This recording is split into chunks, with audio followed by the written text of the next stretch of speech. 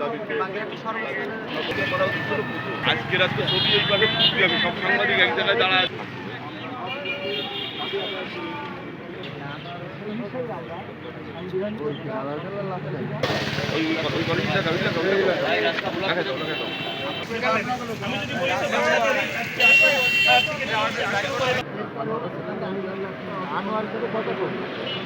বাগেরহাটবাসী মানে না অবৈধ সিদ্ধান্ত অবৈধ সিদ্ধান্ত বাগেরহাটের চাকরি দিয়ে দাও দিতে হবে। আশা করি আমাদের যে দাবি বাগেরহাটবাসী প্রাণের দাবি আমরা সর্বদলীয় সম্মিলিত কমিটি আন্দোলনের ডাক দিয়েছে, এটি পালন করছে আমাদের বাগেরহাটের সর্বস্তরের জনগণ। জনগণ আমাদের সাথে আসছে, জনগণের বুকের মধ্যে চাকু মেরেছে আপনার নির্বাচন কমিশনার। আমাদের দাবি আদায় না হওয়া পর্যন্ত আমরা যে কোনো ধরনের কঠিন আন্দোলনে যাব। ইতিমধ্যে আমরা সিদ্ধান্ত নিতে যাচ্ছি যে আমরা স্বাক্ষর কর্মসূচিতে যাচ্ছি।